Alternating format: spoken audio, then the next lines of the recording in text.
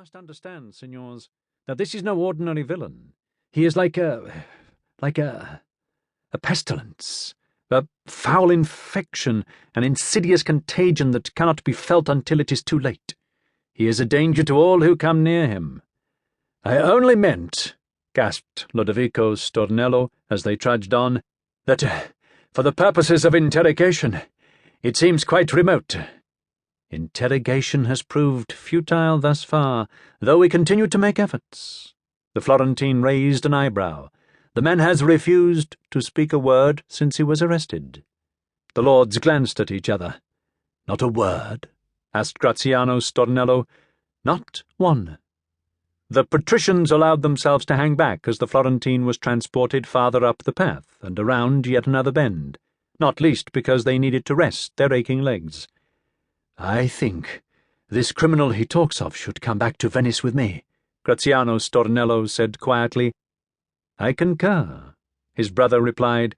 He should be placed in the hands of the interrogante and subjected to proper inquisitorial methods. They've probably only tickled him here. A contagion, Graziano Stornello mused. That's an interesting way of describing a man. And if he is indeed a danger to all who come close to him, as the young fellow claims, then I think the sooner he is removed from this volatile land, the better.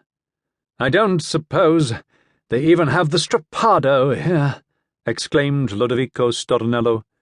Graziano Stornello laid a hand on his kinsman's shoulder. That's a shortcoming you will be able to remedy, I'm sure, when you're governor. Not much farther, lords, the young Florentine shouted from above. They could see him waving through the trees. Arrogant pup, Lodovico Stornello muttered. Didn't like him from the moment we landed, swanking about as if he owns the place. Technically, he does, Graziano Stornello said, until it's formally handed over to you.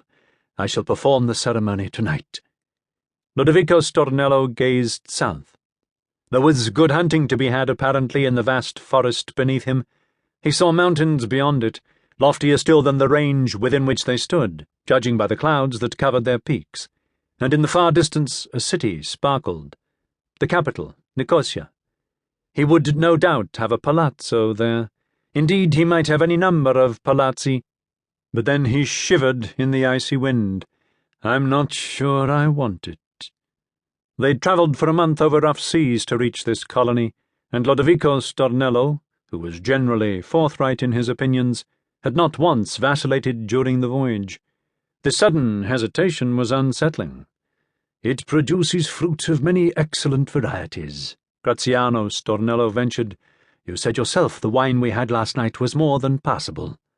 But as you admitted, it's volatile, full of rebels. Most outposts of the Empire are, brother. They don't like us being here. Graziano Stornello, a veteran of many conflicts and currently invested with the title of Captain General of the Sea, understood that his sibling was in need at that moment of dedicated encouragement. Toward the end of the previous year, reports had reached Venice that Cyprus, a perennially bothersome colony, had become yet more unmanageable.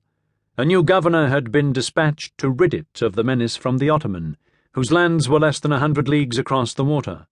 This he had managed to do. His second task had been to quell the natural insubordination of the island's unruly inhabitants. In this endeavour he had singularly failed. More disturbing still, the Venetian garrison itself had become riotous and disobedient, and the Ottoman Turks, alert to the disarray, were prodding once more at a precariously accessible coastline with their caiques and skiffs. Further out to sea, bigger ships had been spotted. The place was, as ever, full of spies and agitators. And so it was that the Serene Republic had decreed that Lodovico Stornello should take the governor's place. Graziano Stornello was to oversee the handover and to ensure, as a respected commander, that it was as swift and unruffled as possible.